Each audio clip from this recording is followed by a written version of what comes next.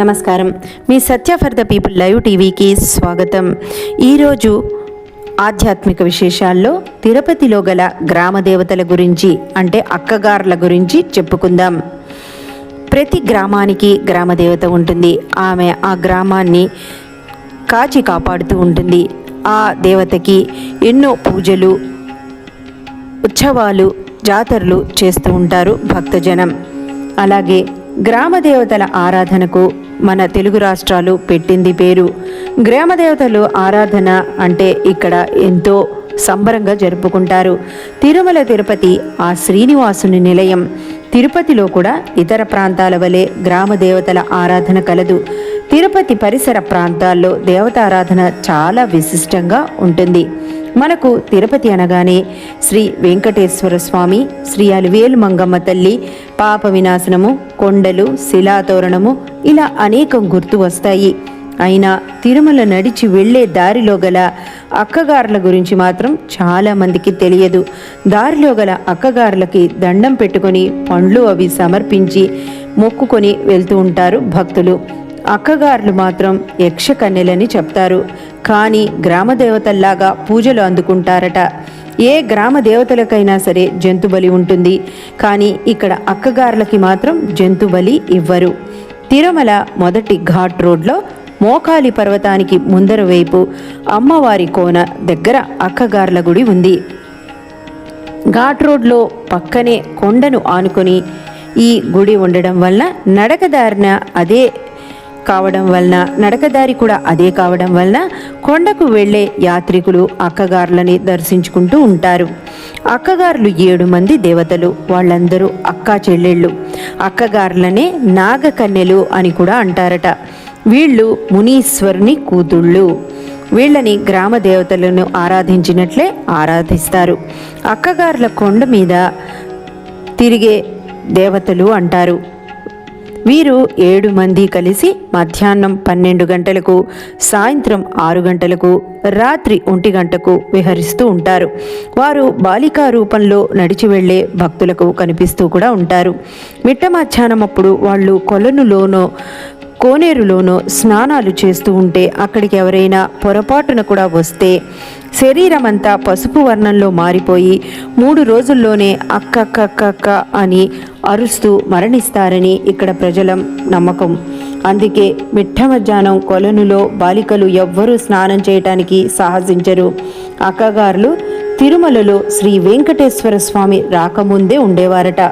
స్వామివారు ఉదయం నుండి భక్తులకు దర్శనం ఇచ్చి చీకటి పడ్డాక గుడికి తాళాలు వేసి తాళం చెవులను దారిలో ఉండే అక్కగార్లకు అప్పగించి తిరుచానూరులో అలివేలు మంగమ్మ దగ్గరికి వెళ్ళేవారట. మరలా తెల్లవారుజామున మంగమ్మ దగ్గర నుంచి వస్తూ అక్కగార్ల వద్ద తాళాలు తీసుకునేవారట. అందువలన తాళం చెవులు ఇప్పటికీ అక్కగార్ల గుడి వద్దే ఉంటాయని ప్రజల నమ్మకం. అక్కగార్లకు ఏనుగు, గుర్రము, పులి, సింహము, నక్క వంటి జంతువులు వాహనాలుగా ఉంటాయి. అందువలన భక్తులు మట్టితో చేసిన బొమ్మలను అక్కగార్ల వద్ద పెడతారు. అక్కగార్లు రాత్రిపూట వచ్చి ఈ మట్టి వాహనాల మీద ఆడుకుంటారట. అందుచేతనే అవి తెల్లారేటప్పటికే విరిగిపోతాయి. ఎవరైనా మొక్కుకుంటే ఈ మట్టి వాహనాలని గుడి వద్ద తెచ్చి వదిలి అక్కడ పెట్టి వెళ్ళిపోతారు. అక్కగార్లకు మల్లెపూలు, మొగలిపూలు అంటే మహా ఇష్టం. అందువలన అవి కూడా ఇక్కడ ఎక్కువగా సమర్పిస్తూ ఉంటారు. అక్కగార్లకు ప్రతి ఏటా ఆగస్టు నెలలో శుక్రవారం ఉత్సవాలు జరిపిస్తూ ఉంటారు.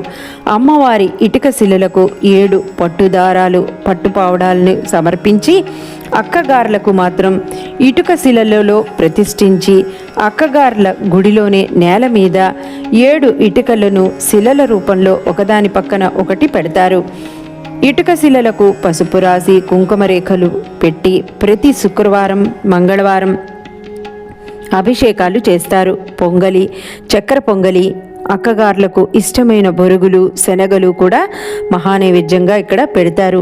అక్కగార్ల గుడికి ఎదురుగా వాళ్ళ తండ్రి అయిన మునీశ్వరుని శిల కూడా ఉందిట. 1973 సంవత్సరానికి ముందు 65 సంవత్సరాల వయసు గల ఒక వృద్ధుడు పచ్చ దుస్తుల్ని ధరించి ఘాట్ రోడ్లోని అక్కగార్లకు పూజలు చేస్తూ అక్కడే రాత్రింబవళ్ళు ఉండేవారట.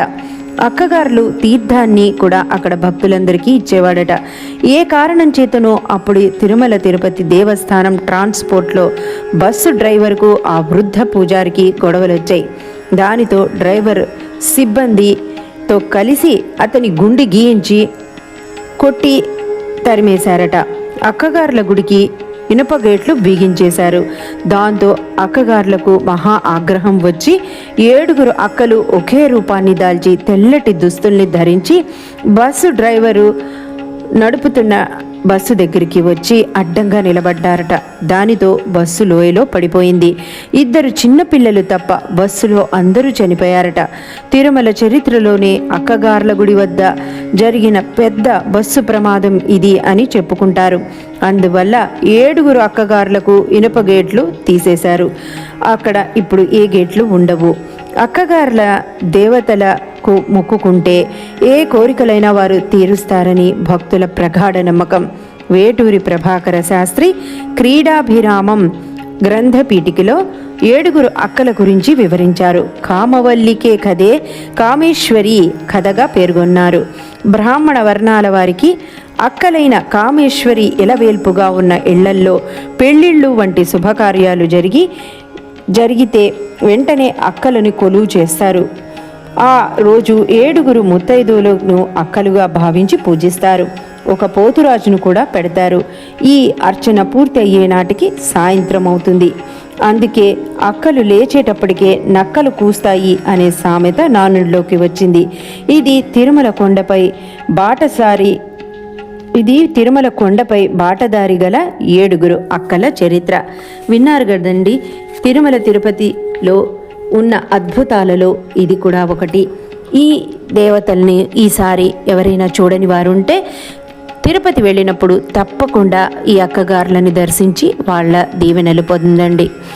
మీకు మా Satya for the people live TV channel ఈ ప్రసారాలను అనేక రకాలుగా మీ ముందరికి తీసుకొస్తోంది. మీకు మా ఛానల్ నచ్చితే కనుక తప్పకుండా సబ్స్క్రైబ్ చేసుకొని లైక్ చేసి షేర్ చేయండి. మరింత కొత్త వాటితో మీ ముందరికి వస్తుంది మీ Satya for the people live TV. Thank you.